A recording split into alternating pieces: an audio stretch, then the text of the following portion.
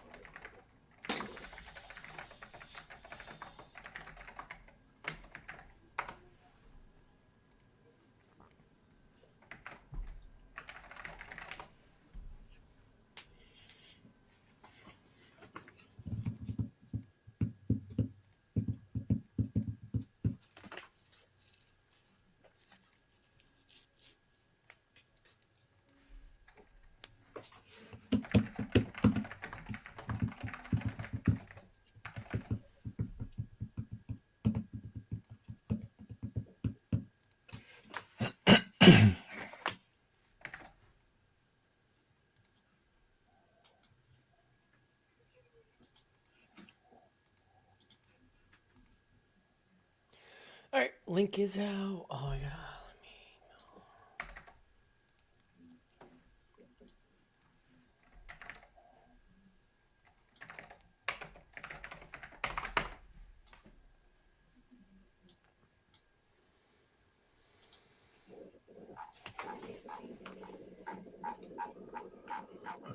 Go.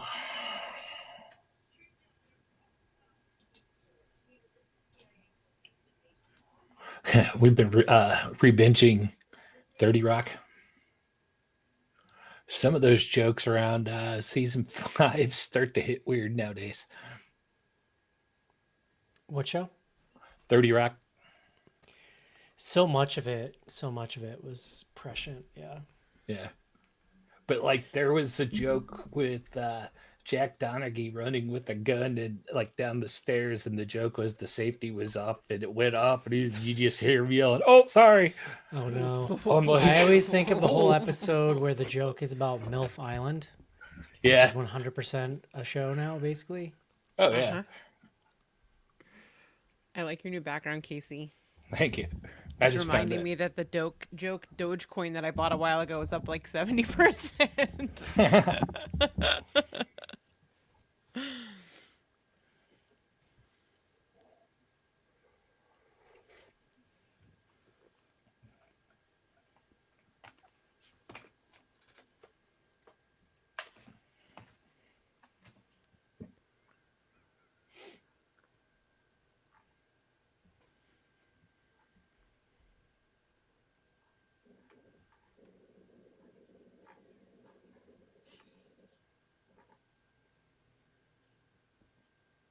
I watched Ballerina this weekend. How was that? It was fine. It, Wow, you're selling me on it. I can't wait to watch the fine movie. I mean, if you like John Wick movies, it's kind of more I of the do. same. I do. So, but it's fun. They do flesh out the world some, so I enjoyed that part of it. And Anna de Armas is fine. It's just wasn't. It didn't like blow my mind or anything. Hmm. That's fair. That's fair. It was just another John Wick movie. Yeah. It's Fantasia Fest this week, so I've been just like cramming screeners. Oh, I bet. Um, yeah. Yeah. So after this, I Get have some to good like watch stuff. 2 movies tonight because my first deadline is tomorrow. Oh, that makes it more fun when there's deadlines. Oh yeah. Unfortunately, that's the part of it, right? Like you get to watch movies early and that's fun, but Yeah, then you the got to do trade off. work. Yeah. Yeah. I watched it. Did you guys ever cover Influencer? It was like a Shutter movie from a few years ago. Or like Sounds Sounds there was a familiar. girl. It's like an influencer has this girl sort of like come who has like a birthmark on her face, kind of enters her life and then takes it over. It's that sound familiar? Anyway, I watched the. I don't remember sequel to seeing it, but last I night. remember seeing hearing about it. Levi says y'all covered it. Oh. So he is a scholar. Imagine that. Him. Yeah, I watched the sequel to that last night. Yeah. Yeah. I really loved, like, it has a villain that I really like, so I was very excited to see it. And the second one's gay, so I was into that. I've been in action movie mode. I watched that new one with John Cena and Idris Elba too. How was it? It had some funny moments, and again, it was another typical action movie, really. But Let me write all this down. I'm gonna have to let them know so they can put it on the box art. yeah, it's just like it was fine. Another typical. It's fine. It's okay. Do you ever? Yeah, it's listen just to- one of those. It's just one of those movies. If you like John Cena and Idris Elba, you're gonna have fun. I think I mostly just like John Cena as a comedic actor as opposed to an action actor. Yeah, they do. Like He's the a funny action dude. actor's more like expected, but when he's being funny and he's like playing against like sort of wrestling type, Yeah. that's when I like him best. Oh, I get it. I'm getting excited for another season of Peacemaker. Oh my god, me too. Me I too. can't wait. I haven't seen Superman yet, Me either. I want but to. everyone I know says it's amazing, and like Jason from Dads from the Crypt was saying it made him cry. I was just like, Jesus. Yeah. Levi's asking if we've seen Eddington. I have studiously avoided it because I just like, as much as I love Ari Aster, I don't think I want to go back to the pandemic era. I'm obsessed with Ari Aster, and I feel the exact same way. Like, I don't know that I want to. Yeah. I'm still living it every day with these fucking idiots. I don't want to watch a movie about it. Too soon. I'm shocked you guys haven't seen Superman. I know. Well, it's been like I had back-to-back festivals, so I haven't had Superman like, a chance does to. literally nothing for me, but that movie does look good. I mean, you consider yourself nerds, is all I'll say. I'll just leave it at that.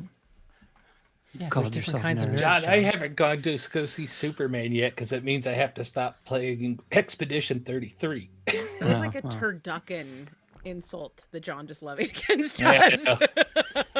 There you go. Not only were we nerds, but we're failing as nerds. Yeah, no, like you call just yourself fine, John. nerds, and it's not working out. I thought it was fine. Like I thought it was very well done. You But didn't like, cry at the end? I've been told that it'll make boys cry. I'll tear up in a movie. John doesn't have any feelings left, so I honestly, I'm like, can I even remember what happened? Look, I was there with my 11-year-old, and like, there's some like father-son stuff where I was like, oh, this is great. you know, the last movie I teared up But- at was Everything Everywhere All at Once. Both times I saw it, just Yeah. Yeah. It's I can see that. Do it. I'll be honest. I Casey. teared up at the just first noticed your time. background. Yeah. I love it. That's what I was saying. The Doge. Yeah.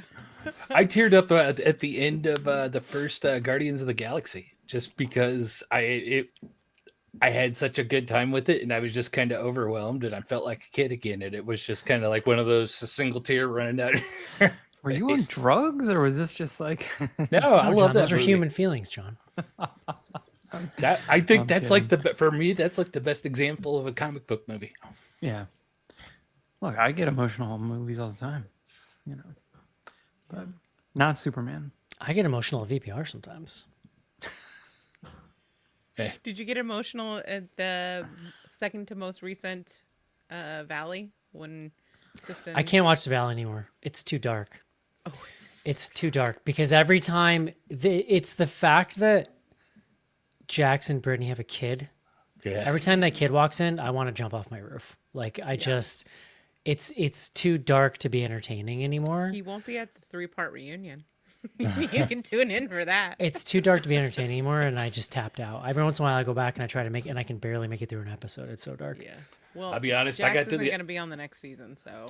Yeah, but I saw I an got to article that the, they're trying to throw Sandoval on that show now. I just saw that today. on Facebook. I saw warnings Ew. of that. I will boycott if Sandoval. I hate Sandoval with the passion of 1,000 suns. I fucking hate But yeah, that to guy. be honest, I got to the end of the Scandival season and I have not gone back to any of them. I'm out. I need a break. That's fair. Yeah. I'm just gonna rewatch it over and over for years, the same way I did Breaking Bad, until the dopamine stops flowing.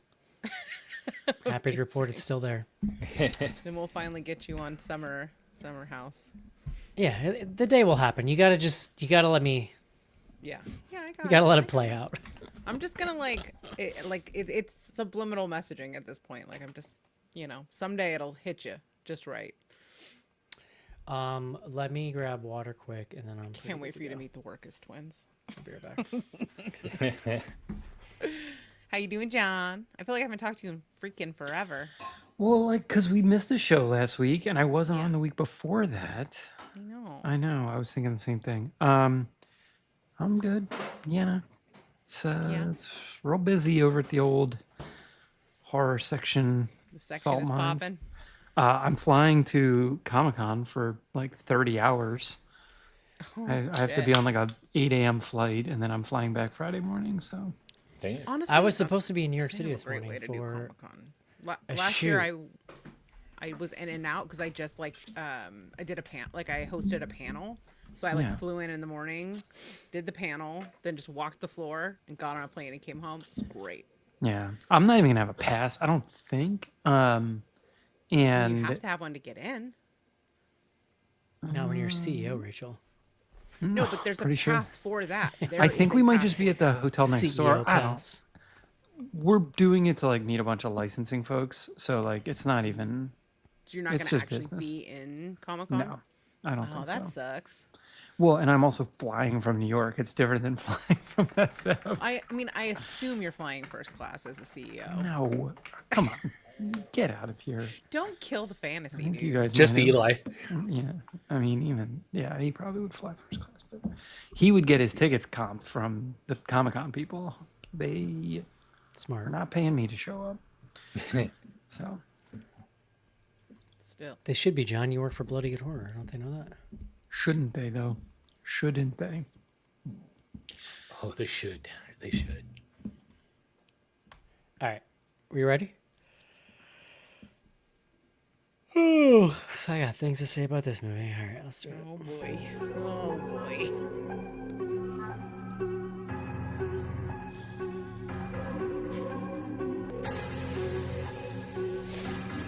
Rachel. Solidarity.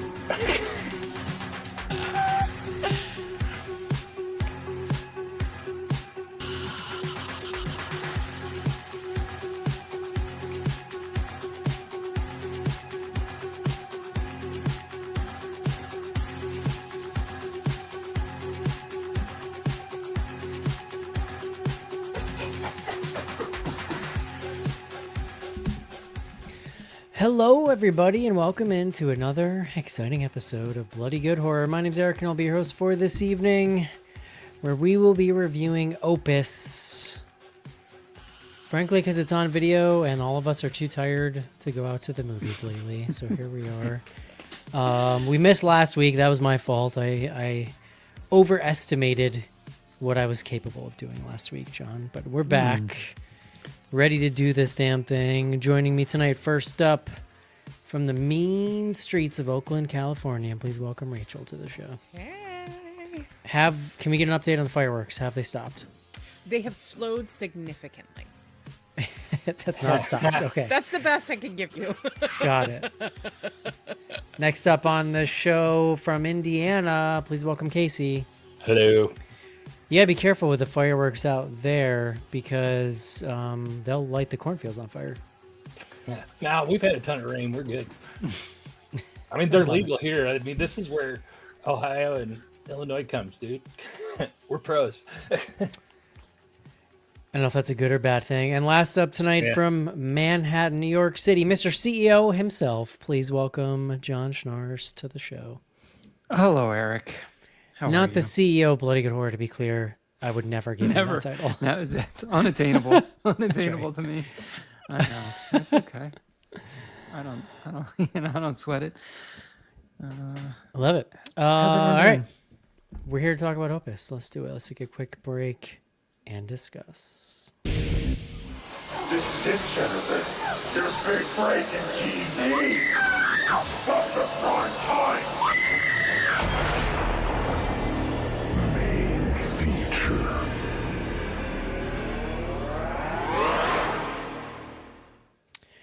just realized, John, I'm on vacation next week, so we're gonna have to figure that out too. Wow. We'll offline that little discussion. How's CEO life treating you, John? You know, it's good. It's good. It's busy, Eric. Pretty. I got a pretty I got a text, John, from a longtime listener of the show, who was watching Captain America: The Winter. No, I'm sorry, was watching Thunderbolts last night. That has the Winter Soldier in it, and the texter said, "You know what? He does look like John." Specifically, Winter Soldier Sebastian Stan because of the hair. Maybe I'll see him at Comic-Con. You know, wouldn't that be cool? Oh my god! We could like be in the same physical space. If you got a Maybe in the picture, Like a time physical cop space, situation or- where You we- need Yeah. that picture. You need to Well, send a warning Event text to Horizon. Eric Yeah. so he can get someplace quiet. I'm gonna need like a horny trigger warning if you're Yeah. sending that picture. He needs some lead I time. I would die. I would We'll die. just like stand very like politely next to each other. You know. Just creep shot. Just kind of creep up behind him and do it. Let you know, No, I'll talk to him if I see him. I would, you know. like I I did. mean, with, I'm not gonna like be like I did, close You're gonna enough walk to up have and be it. like, everybody says we're twins. No, I'll be like, there's this one crazy friend I have. like I did with Randall from Vanderpump Rules and sent to Rachel that one time. One That of was the honestly greatest the days most- of all time. Like the quickest, best creep shot I've ever taken. Like it was fast. Nobody saw it. You could see exactly who it was. That honestly, one of my finest moments of my life. 10 out of the worlds that collided in that day. Rachel was like, "Oh my god!" Even like a third tier VPR person, you know, gets you excited. I mean, it was also at a fevered pitch moment in that particular person's life. Like, it Their could life. not have been a better Yes. timed creep shot as well. Yes, 100%. All right, John, please bring us the word of the day.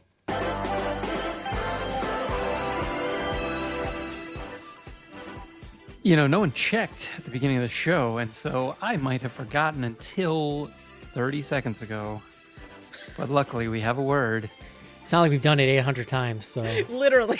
Yeah, you just throw a guy a bone and just ask, like, hey, you got a word? Like, it'd be great. Today's word is opuscule. That is Okay. O-P-U-S-C-U-L-E, opuscule. A small or minor literary or musical work. And it comes to us from the Latin opusculum, which means it's the diminutive of a the little word opus. Like a little teeny opus. Exactly. Yeah, I gotcha. John, at the point that you rise to the title of CEO, it feels like I shouldn't have to remind you to do your job anymore, right? Like, Well, this is a meritocracy, right? You've risen to the top for a reason. mean, you know, just look at my paycheck from Bloody Good Heart to see if the compensation is warranted. Yes, he's trying. He's going for the golden parachute right now. So. Yeah, there you go. That's right. exactly. Love it. John, John, please tell me about Opus. Opus. Opus comes to us from first-time writer-director Mark Anthony Green. I don't know if you guys did any digging around on the Mark Anthony Green situation. Did not. I was sort of like, I don't know this name. I'm curious to check this out. So it turns out, and I mentioned first time, but he was like a 15-year veteran at GQ. yeah. GQ, correct. I He knew ran. it. I fucking knew it. Yeah, and I guess he was the It's so navel columnist. gazy about writing. I knew whoever wrote this movie was a writer. All right, settle down. Can we just get through the Mark Anthony Green background? I did a little bit. I don't want to like overstate. So if Rachel, if you have some background here, like would love to hear. But like, I don't know how he found his way to directing and writing. I can imagine writing in this film, but then also directing it. I think that was the thing that's maybe a little, because he had done, I think, 2 shorts. So it's a pretty big swing from being a magazine journalist. But yeah, stars Io Edebiri, John Malkovich, many other, Murray Bartlett, Juliette Lewis, Tony Hale. It is my quite the cast. my favorite. The Tony Hale is just Yeah. His choice. The wig. Amber Mid Thunder. So excited to see her again. Wait, who's Mid Thunder? Amber Mid Thunder is Predator. the person that follows Oh. her around, and she was the main character in Predator Prey. Yes. Yeah. Okay. So Io Edibiri plays Ariel, who is young-ish journalist, magazine writer. We get this opening scene. They're at like a pitch meeting, and they're sort of like, throwing out ideas, or she's throwing out an idea, and then it immediately gets like rerouted to whatever more senior man writer, or. So we're sort of getting this that she's stifled in her career, but and like her ideas are good. At least that's the way it's portrayed here. Murray Bartlett is the lead editor or whatever. He's the guy making the editorial decisions. And while they're all in this meeting, there's this rumor that starts circulating, which is like very quickly confirmed, that this artist who has been missing for 20 years or 30 years, it's like he's been like out of the public eye for a long time, Alfred Moretti, played by John Malkovich. He has resurfaced, and he's released, not just releasing an album, but he is also releasing a book that I can't remember. What's the book called? Does anyone remember? You guys might know. Levels? The Level. 'Cause it's about the levelists. Yes, Yeah. the Levelists. And he's inviting a select group of media members to come to his ranch compound to experience the initial release of the work. Excuse me. And I think just like see what's going on What was that with the sound? levels. That was me trying to stifle. I thought that was a burp there. bug zapper.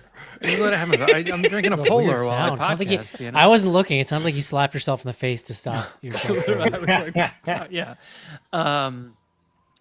So the Murray Bartlett character, the sort of lead editor, he's selected, but then it's revealed that Ariel, Io Edibiri's character, is also selected to go, and so she's then one of a handful of journalists.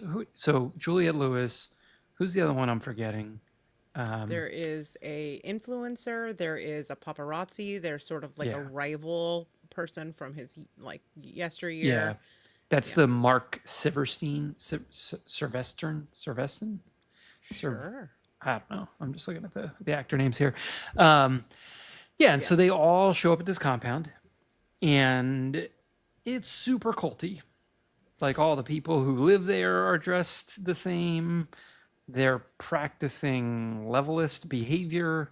And like pretty quickly, John Malkovich isn't like hidden away. Like he's like pretty immediately like there. He's engaging with them. His cult members are sort of like fawning and doing his bidding. And then we proceed with the sort of release of this music, or like there's like these stages of meals, and it's all very there's a lot of pageantry, and they've like put together this whole process for these journalists to experience this music, part of which also involves murder and them becoming the journalists, like sort of one by one falling victim to foul play, let's say. I mean, then John Malkovich acts crazy like a lot, and then Io Edibiri gets away, and then there's a little coda scene at the end of the movie. I don't know, guys. I watched this 2.5 weeks ago because we were going to cover it. That's really good. Okay. I watched it Fine. 2 minutes ago. 2.5 minutes ago. Casey, what'd you think? So, surprise! I really kind of love this movie. I thought it was good. I like the story. I like the setup. I really like the culty aspect of this, and I thought it was funny throughout from beginning to end. And I really like the kookiness of it, especially as we get to Moretti. Io Edibiri and Malkovich playing off of each other. I think they were great together. Just watching them go back and forth and banter, and even down to the facial expressions, their reactions to each other and stuff. This is just a kooky, weird story, and I really got into it. And I think think it looks amazing, and I thought it flowed really well too. It had a great pace to it. It's not, I wouldn't call it horror. It gets spicy towards the end, of course. There is definitely some culty aspects. It's definitely more of a thriller, but I can't understate the funniness of it. There's dark comedy going on here, and I think it's really funny, and it's coming at you from different angles too. It's not just your main characters or anything, and it's a lot of kind of gags that are jarring because they don't necessarily fit in here and the way things unfold. And I just thought it was really clever, and this was a good time. Rachel. So when I learned that Mark Anthony Green had transitioned from GQ to filmmaking, that made total sense to me. The specificity and the accuracy of the way that celebrity is worshipped, and also the like empty status and zero sum game, and how it's treated, like it's just like absolutely, it's so correct. This could practically be a documentary in terms of the culture of like I'm not kidding. I have been in these pitch meetings. I have been to these weird events. I have seen the politicking and backstabbing and like pushing down of junior people. It is like, this is clearly a firsthand experience being like played out to some degree in this, and then like goes into like cultic behavior. Also the cult of personality, it just feels especially resonant sort of culturally right now. So all of that really worked for me. I'm sure that John and Eric are about to go on a whole rant about all the ways in which this movie is a gotta failure, be and I am putting wrong. words in our mouth? I asked what you thought, Rachel, Yeah, not what you but- thought of what we thought. Do not start with us. But I just think that I have never felt so represented in terms of my work culture that I am like blind to this movie's flaws, because it is so dead on. Well, like I said, Truly. you definitely can tell this person. You can just tell when you're watching a movie that's written by somebody that was in a space. It's interesting that you think it's navel-gazy about writing, because I think this is such a brutal satire of writers. This is such a critique of writers and writer culture. I agree that it wants to be a satire. Oh, but it is so dead on. And like I said, I think it's one of those things where I have proximity to it, and so I like see what he's saying. I think it's anchored by two pretty compelling performances from Malkovich and Idabiri. I think Malkovich is perfectly cast in this role as the cult leader, because he's both has this like incredible level of charisma and charm, but also like this sociopathic certainty about everything he says that is like based on someone who's been high on their own like ego supply for decades and just had people gassing him up forever. And I think that Io is well cast because she's so likable that it allows you to kind of be pulled through the story, even in these places where like you can also see the edges of like her ego driven arrogance. I love daylight horror. I love cultic horror. Ironically, it's packed with celebrities that I really like, which I understand is an ironic thing to say, considering how like what this movie has to say about our celebrity worship. My one complaint is I feel like there's a lot of things that are left unexplored that I think were really interesting, particularly around like the Native Americans and like cultural appropriation by like rock and celebrity culture. Like it's hinted at, brushed by, but never really goes that deep. And so at some point it does feel a little bit like a pulled punch, and there's like an even more effective movie hidden in here, but I don't know, like I've never seen anything get at like the rat king of egos of like the press and the ecosystem of like celebrity and celebrity worship portrayed more effectively on screen. So I think it nailed it on that front, and it's very, very clear that the call is coming from inside the house. John.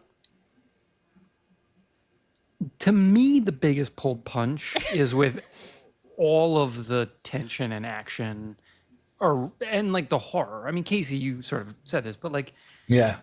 and I do think this movie was well here. So I agree. It's weird in like a good way, I would say.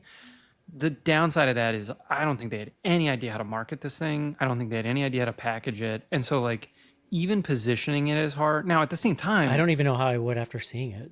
Yeah, like at the same time, like who is this for if it's not for horror people? Because like it kind of felt to me like a watered down like Wicker Man. Like that's sort of like, it like is doing. Here's the thing, like I don't know everything, Rachel, you just said about Mark Anthony Green and like how dead on this is for like magazine culture and writing, and it's a world I'm like somewhat familiar with from like way back, but like less in tune with now.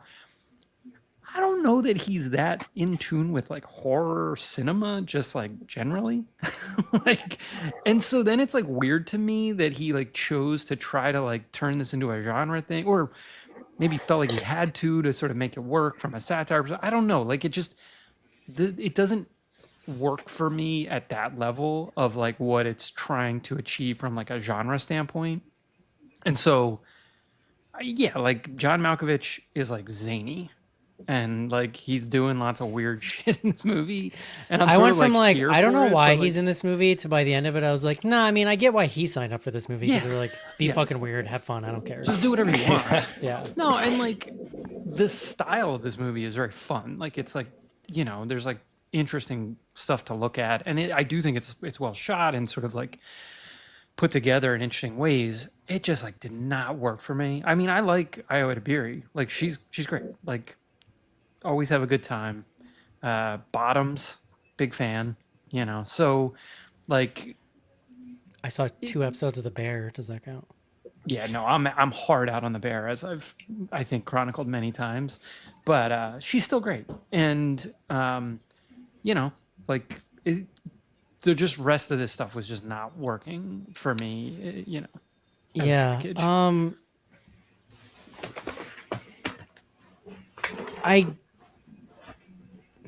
I take your point, Rachel, about first of all, let me just start this off by saying I love you, Rachel. Just want you to know that before I say what I'm about to say. Oh. And I very much take I'm your bracing for what is about to and come I very next. much take your point. I could tell watching the movie that at least some of that writer, and you feel it really distinctly, like in that opening scene with the meeting, and like all the stuff you're talking about the way she's being treated as a junior writer and the egos, like that's what I'm getting at. Like all of that stuff, you could feel like this person's had this experience. Like you kind of can tell. Unfortunately, like I think this movie's awful. I just don't think it's a little bad. I think it's fucking Excuse me.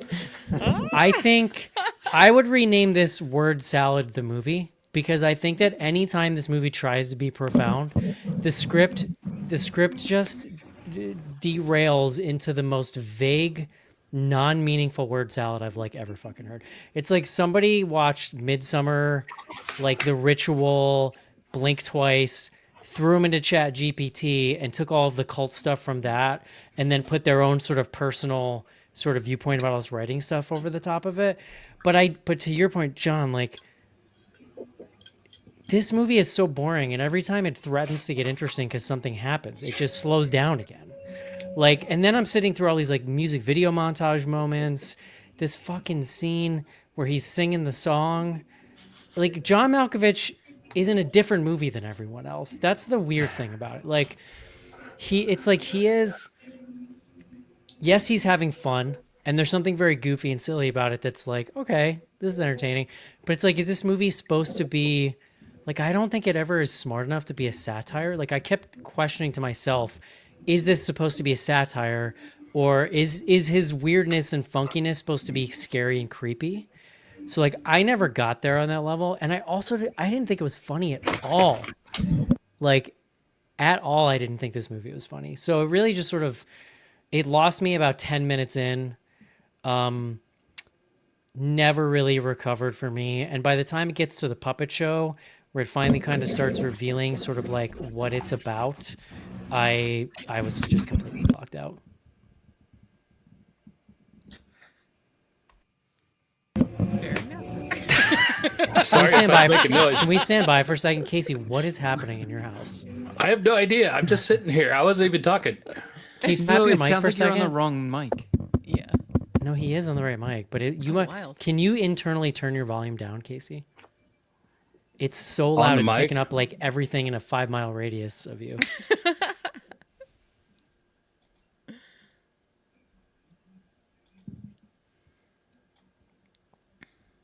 Is that better? No, and I have you turned down a lot too. It's like 9. Yeah, can you go any farther down? That's at 2. See, yeah, it's not changing at all. All right, let me turn it down on my end. Say something. John, are you so happy to not be the problem child tonight? No, I mean we'll figure it out. I was trying to figure out what was happening. Yeah, I don't know what happened. Okay. All right, we're good. All right, good. Let's pick up. Yeah, so I genuinely feel bad now because I didn't expect anybody to like it. I just don't get it. I don't get it. It's like sometimes I watch a movie and I feel like the person writing it thinks they're deeper than they are, and that was the vibe I got watching this movie. It definitely You're underestimating how fucking insufferable some people are in this industry. No, there but I are get and listen, amazing people, and I to be 100% understand why you connected with it, but I didn't. And I've seen, I've seen mixed stuff on it. I've seen people liked it and people who didn't. But like, there is a bridge you have to cross with that kind of satire to connect with people that don't necessarily have that experience. You know what I mean? Like, Totally. like the That's menu. why I said I understand that I am compromised. I am like fully blind to the flaws of this movie because I was just like, I've never seen certain elements of this represented so well. But No, I get the it. things that are being represented are not necessarily appealing things. So Yeah. I don't know I that just that I is couldn't get gonna over I could not get have over the lift. tone. I couldn't get over the tone because to me it never settles and communicates like what it is. The whole time I was just like, is this funny? Is this creepy? Is this like I couldn't place it. Go ahead, Casey, sorry. No, I mean, I have no industry experience. I was able to connect to it in different ways from Rachel. I mean, a lot of the stuff that was happening in that early part in the writer room and stuff like that, not that different than like corporate IT. The same shit happens, just not in different ways. So that's pretty easy to connect to in the general sense right there. And the rest of it, it was more about I connected with the satire of the cult of personality that was going on with Moretti and how he was so overblown because we have so many mega celebrities now that that are in the news. You got your Diddy cases and you've got your Taylor Swifts donating money on the other side and whatnot, and they're these big mysterious people. So Moretti made sense to me. He's one of those people, and they're making fun of that and satirizing that, and it's blown up. That's what I connected to, not coming from Rachel's point of view, and I thought that part of it was hilarious. And at the same time, they're making fun of some of those reporters and influencers and stuff like that ran there to lap all that stuff up. I think I needed more to get me through the middle section of the film. Like I kept thinking of Blink Twice because Blink Twice is a movie where for most of the movie you have no information about what's going on, and that second act in Blink Twice does get like a hair long in the tooth before it finally turns, but it's very tense. But like it's strange. I don't think that having Malkovich play this so goofy helps the movie. Like I think you needed somebody that was playing this much more like charismatic and ominous while also sort of drawing you in but also making you feel like you're maybe, because that's what I never thought in my life I would say this. That's why Channing Tatum is so good in that movie is because he is both charismatic and like unsettling to kind of be around. Like you can sense that there's something going on. And the difference, I thought about that movie a fair bit too. I mean, just proximity wise. We're on a compound. They've got minders. Like it's very similar. But that film had tension and had stakes that felt,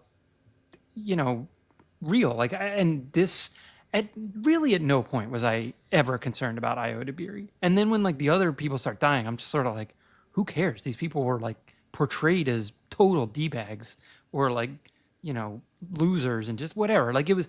Now, I think we also got to talk about what happens with Malkovich and what happens at the end of this movie. Because I want to let's get there. But the other thing I wanted to say is like I had a lot of problems with this whole concept that he's like the most famous musician in the world, like disappears for however long, forms a whole cult, and like people were like that didn't know anything about what was happening, like they hadn't seen or heard from him.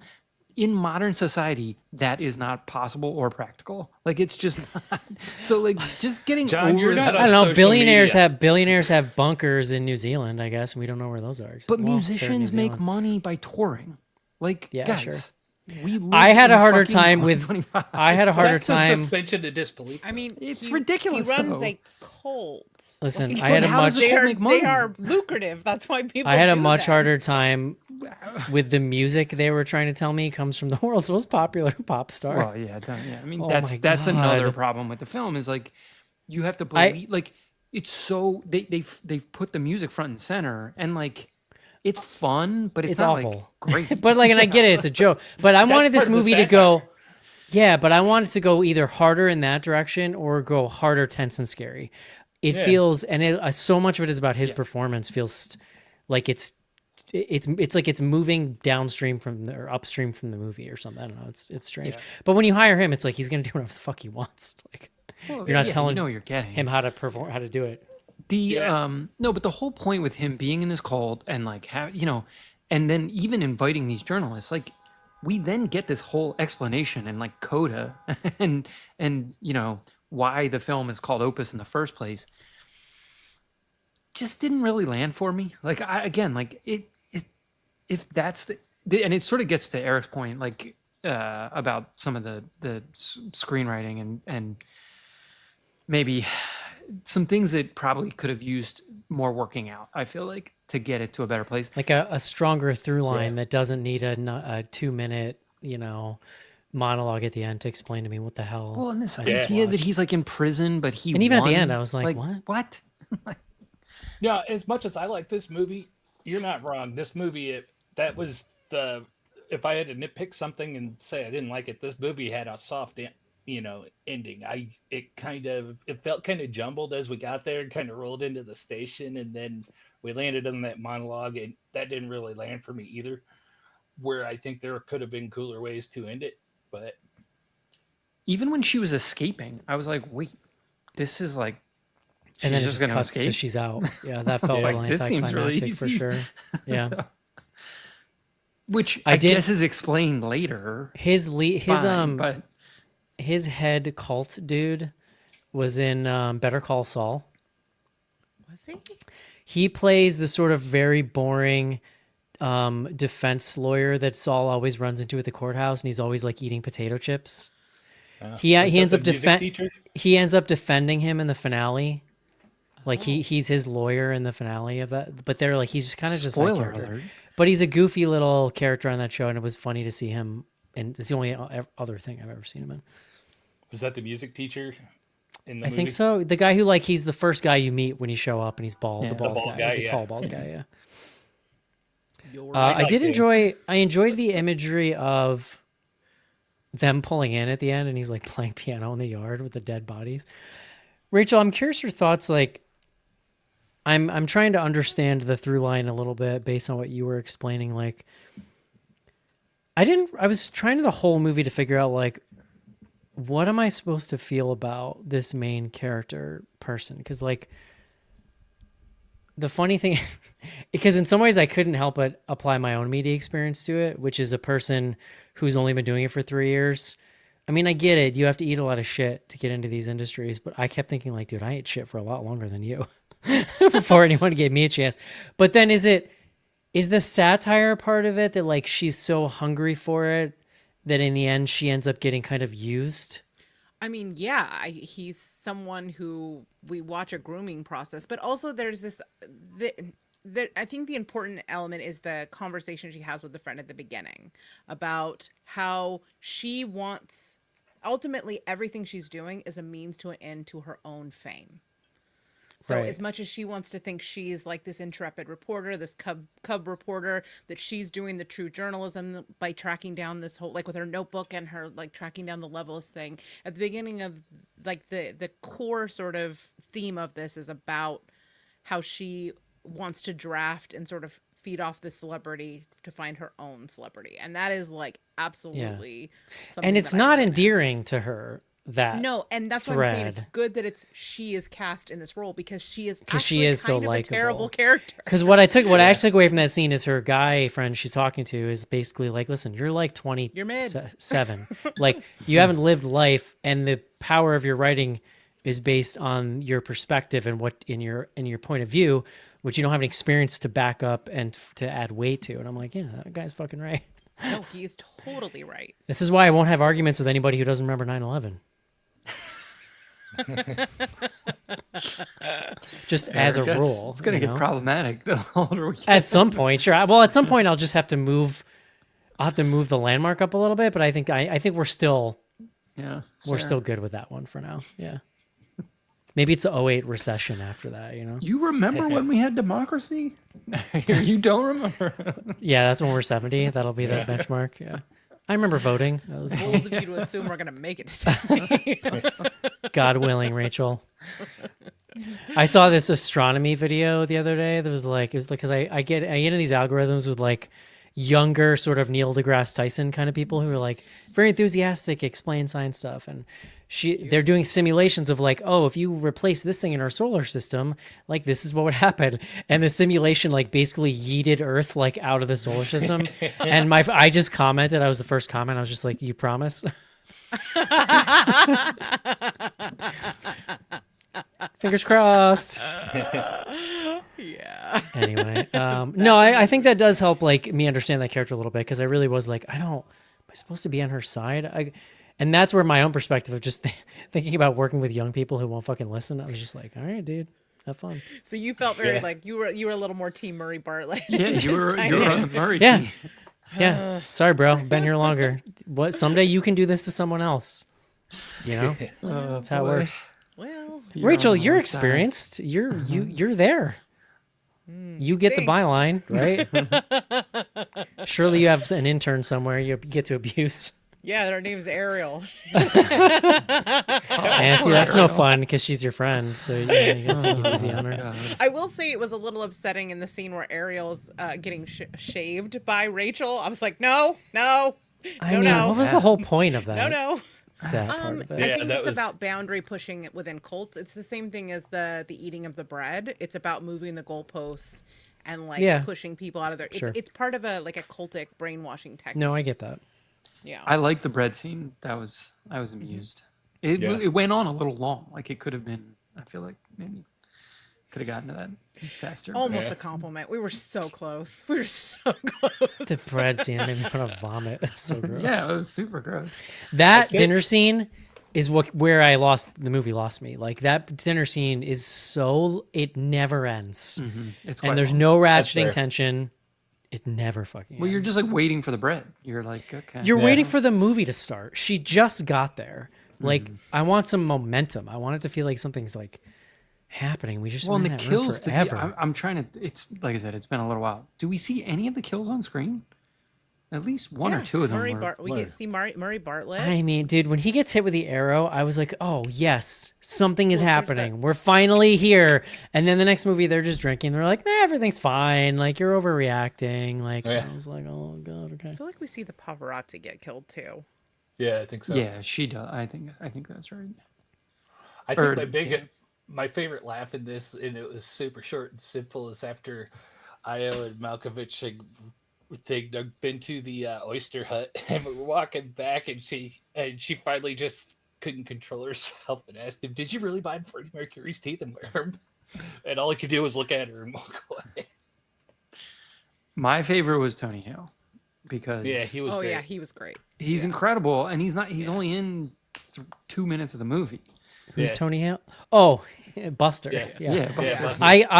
I didn't hear a word he said. I was just staring at that god awful wig they put on him. Oh, it is. Like, this is a Hollywood movie. You can't afford to bet. Well, maybe that's the point. It's Maybe all he's supposed to about- have bad it's like plugs or artifice, something, right? right? Yeah. Oh, Yeah. yeah, it's definitely. I mean, because intentional. also Juliette Lewis's wigs are horrendous. Yeah, and they do joke about her wig for sure. Yeah. Yeah.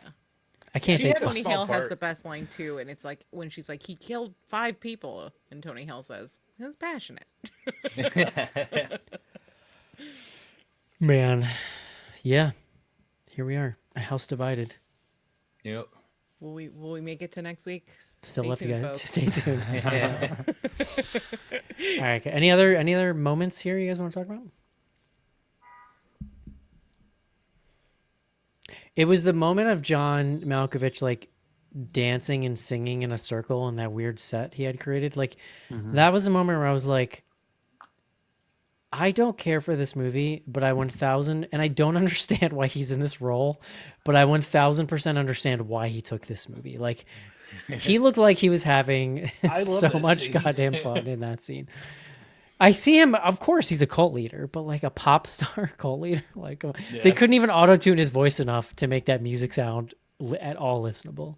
And she's like, yeah, it's like so profound and like it's really like, you know. Who was it that came out of during the pandemic, like had been in a cult and came out and didn't. I think it was like Jared Leto didn't know that there was a pandemic. Wasn't that? Is that He had his own cult, didn't he? right? Yeah. And didn't he like emerge partway through it and had no idea there was a pandemic going on? I don't know, or but I something? love that. I love that story. Wait, though. what doesn't? But like, wasn't he like working that whole time? Yeah. That's what I'm saying. I'm not sure 100% sure it was Jared Leto, but it was someone. No, but Jared Leto definitely was in some kind of bad cult situation, like that of his own making. It was giving that guy from The Flash. There's It was just one like of a those difference kinds. between like Jared Leto and like the most famous musician in the world, or like I mean maybe Moretti's not the most famous musician, but the way they're talking about him. They it's say like- he's the biggest pop star of the '90s, which I take. I mean, obviously, there's very like I feel like there was some Prince inspiration there, or like Bowie. with Oh, just yeah. the For weirdness. sure. Yeah, Prince. very Elton. Yeah. Although honestly, like all the biggest pop stars in the '90s were all women. I mean, like Madonna is arguably the biggest pop star of the '90s. I would say. Don't ask me to start naming '90s pop stars. What do you think, Rachel? Who is the biggest? The biggest pop star? I mean, yeah, I think the biggest pop star of the 90s would have been probably Britney Spears was the biggest pop star of the 90s, right? Yeah, but I'm thinking like the whole. That was pretty decade. late '90s. though, I'm wasn't thinking it? the Yeah. whole decade because Britney Spears came around like 1998. Michael Jackson was the beginning, but he then whatever. So like I mean, there's definitely some Michael Jackson in this. Like if you think about like what was his place called? Neverland? You know what I mean? There's a little Yeah. bit of a Neverland thing happening here. But there were Yeah. cameras all over Neverland all the time. You know, that was like they've made like 7 documentaries about it. So I'm just saying. yeah. are you I a know connoisseur, John, of No, Neverland I documentaries? just they're fed to me on Max every time I He's turn on it the Michael Jackson list. Yeah. when those come out.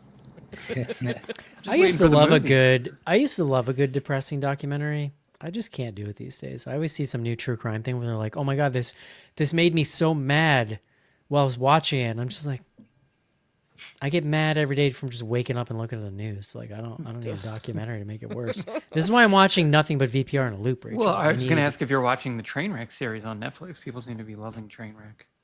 No, what's that about? It's like I they are watched like the Area 50, like the Storm Area 51. yeah. trailer. I That haven't one- watched any of them. I watched the I Poop actually Cruise. recommend that one. It's a wild ride. It's actually Yeah. very interesting. They're Area, basically Area like, 51. you they're said? looking at all these like moments. I think they're all from the '90s. Like it's like things that have, or maybe early 2000s. They were like minuscule pop culture moments or Ooh. like news moments. This is like Poop Cruise. I yeah. love the Poop Cruise. '90s kind of Balloon deal. Boy. This is like an Boy, I love the right? '90s kind of thing.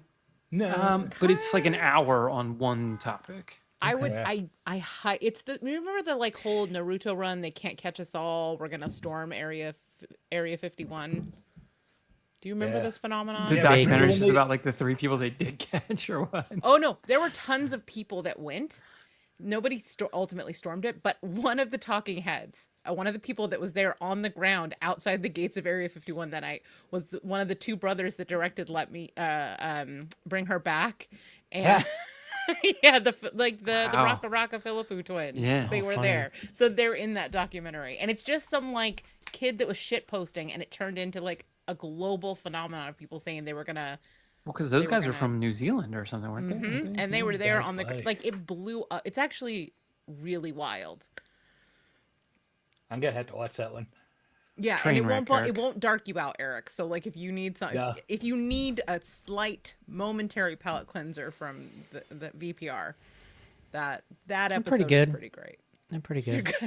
I'll let you guys know when I come up for air. All right, y'all. Would you recommend this, Casey? Yes. Rachel? I liked it, but based on everybody's reaction, Rachel, you I just have to guess say no. yes or no. Rachel! Yeah, we're not telling you what to think. God, Come get outta on. here. Yeah, I would. So I yes mean, from yes. Rachel. John, No. I'm a hard no. Split down the middle tonight. All right, y'all. Let's take a quick break and do some fan mail.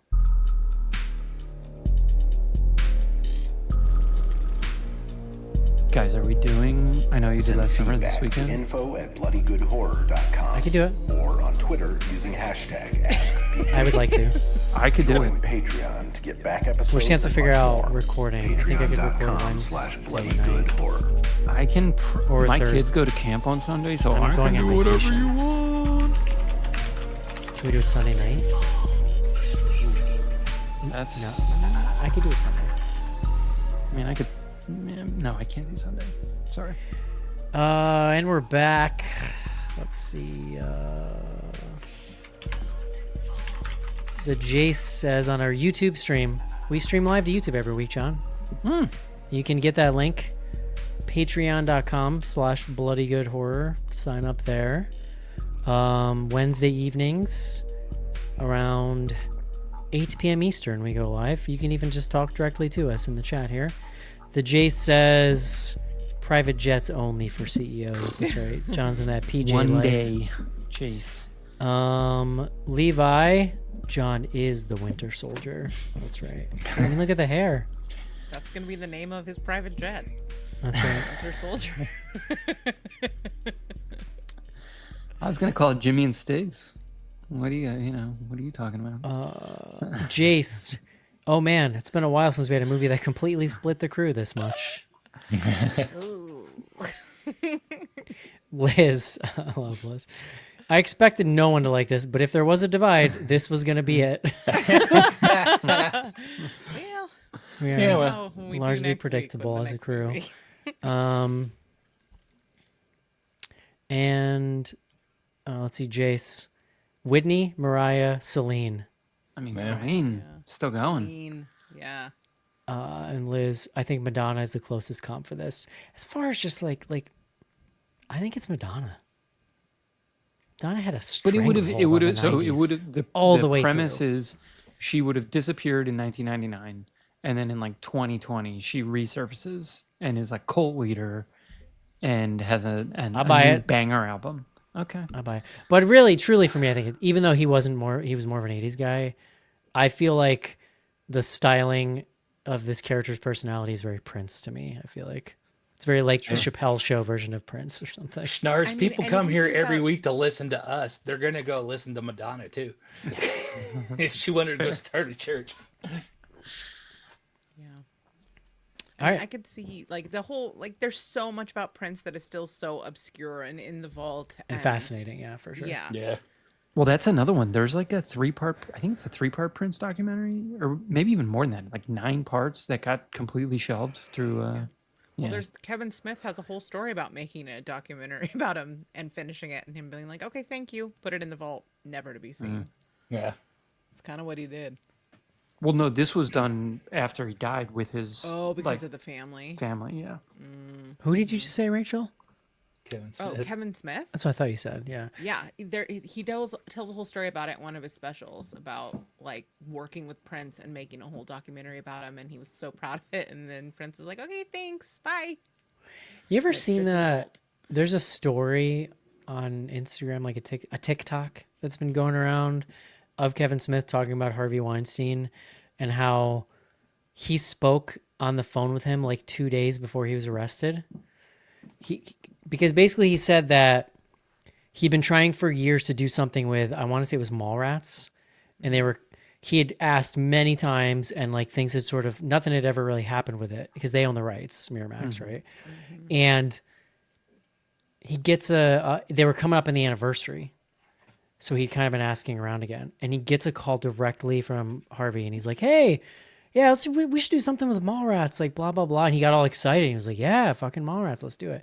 2 days later, he gets arrested, and then he hears from someone else that is like, he was trying to figure out if you were one of the people testifying against him, because if you were, you wouldn't have answered the phone.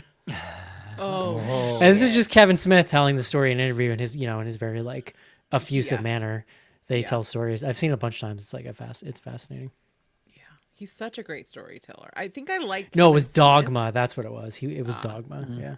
I think I like him more than I like his movies. Like I Yeah. as a personality, I just enjoy him very much. I think that's a very fair. I will forever and always love Clerks. I love Clerks 2. I love Mallrats. The rest of it, I can take or leave. Dogma's cool. Dogma's Tusk. all I right. love Dogma. I'm pro Tusk. Is my I do favorite. love Tusk. Yeah, Tusk is great. I think Tusk is like his best modern movie, honestly. Yeah. But the rest of it's like his like range of hit versus miss is wild. I feel like the spread. So here's my Kevin Smith Sometime story. within the same movie. Yeah. Yeah. This is my Kevin Smith fanboy story. He had that short-lived animated series that came out probably like early 2000s, maybe. Was it like a Jay and Silent Bob show? What was Yeah. it? Yeah. Yeah, and it was them in the hometown there. But they it finally premiered, and I think it was the first 2 episodes aired, in the local channel here in Indy preempted it with something else they put over it, something stupid, sports or something. So I got an email and emailed the TV station, and You're one of those. later used to on, read lots of because those. we've been looking for it, and they sent me a VHS tape of the 2 episodes. That's very nice of them. Yeah. How nice. We used to get people who I remember I worked at a station that aired the original Star Trek. And apparently there's some kind of nerd deal with that show and the order that they run in, because there's like an original syndication run, but they were ran out of order or something. So later runs like fix it. It was one of those kind of things, right? There was like a continuity issue with how they were ran at a certain point. And I don't know, we just get it from the distributor. We just run them. Like you just take it in. You don't get to decide what episodes run when.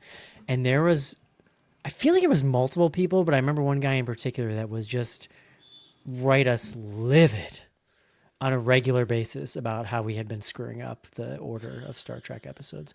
Mind you, this shit ran on UPN at like 2:00 in the afternoon. This is what this guy was worked up about. Anyway, Eric, that's speaking funny. of- But I'm glad they sent you a tape. That was very nice of them. Speaking of not doom and gloom documentaries, have you seen Trekkies? No. I You do should like probably a You watch that one, you get a laugh out of it. I do love a documentary about nerdy obsessives, though, as I've talked about many times on this show. I highly recommend it. You would get a kick out of it. My favorite nerd obsessive documentary is called The Rock-afire Explosion. Yeah. Oh yeah, the guy. Have you seen it, rebuilt Rachel? Yeah, oh, yeah.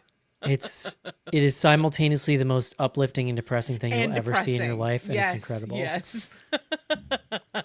That's my exact vibe. That's the kind of vibe I'm into. I can see that. That makes Yeah. sense. That tracks.